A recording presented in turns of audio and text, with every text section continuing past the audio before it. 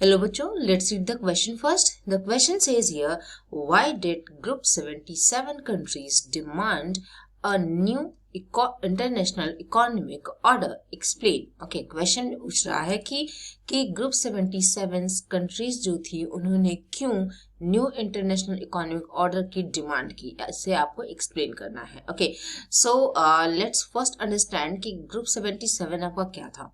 Right, group 77 या फिर जिसे आप बोलते हो G77. So it is the group of 77 developing countries. 77 developing countries. Okay, जो इसके फाउंडर मेंबर्स थे, the founder members, the number of the founder members are 77. Now till date it has 134 countries in a group. Okay, अब इन्होंने क्यों new economic international economic order के लिए demand की? Let's understand also. So देखो, most of the developing countries जो थी उन्हें कोई भी बेनिफिट नहीं मिल रहा था.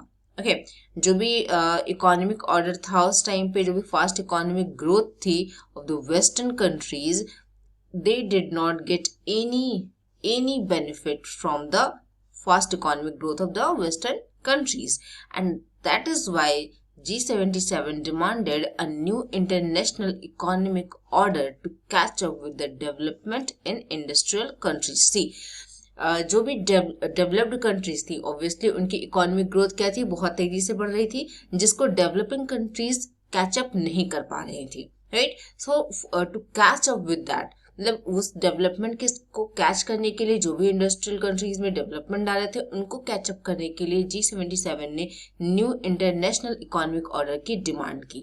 Bye demanding NIEO, that means new international economic order, they aimed to have a system that would give them control over their natural resources.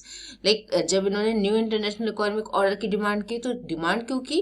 ताकि वो जो भी इस सिस्टम के अंदर जो भी उनके नेचुरल रिसोर्सेज हैं वो उन्हें खुद कंट्रोल कर सके. ओके, इन्हें डेवलपमेंट असिस्टेंस जो मिल रहा है उससे ज्यादा मिल सके. Fair prices for raw material, obviously जब जो भी डेवलप्ड कंट्री थी वहां पे रॉ मटेरियल उनको क्या होता था कि चीप प्राइसेस पे अवेलेबल थे, वाइल डेवलपिंग कंट्रीज को वही रॉ मटेरियल ज्यादा पैसे पे थे. राइट, हायर प्राइस पे अवेलेबल थे. So fair prices for the raw material, better access for their manufactured goods in developed countries market.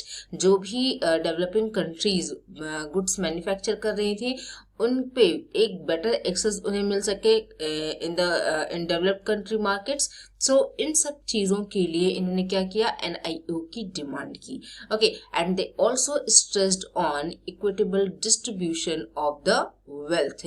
जो भी डिस्ट्रीब्यूशन हो रहा था for the development of the countries, वो उस वेल्थ का डिस्ट्रीब्यूशन इक्वली हो, इसके लिए इन्होंने NIEO new international economic order की डिमांड की.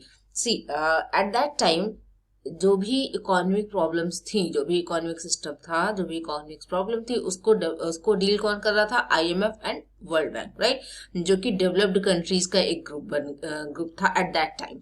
तो उस टाइम पे they were not equipped to face the challenge of party and lack of development in the former colonies. Okay, जो भी पहले जो कॉलोनीज थी उनमें जो भी पॉवर्टी आ गई थी, जो भी लैक ऑफ डेवलपमेंट था, उसको फेस करने के लिए IMF और वर्ल्ड बैंक जो था वो क्या था? वो इतना कैपेबल नहीं था at that time. So that is why they were demanding कि NIEO अगर आ जाएगा तो डेवलपिंग कंट्रीज भी उस चीज से फायदा पा सकेंगे, उस चीज से उन्हें गेन हो सकेगा. And that is why they demanded NIEO. I hope you understood it well. Best of luck.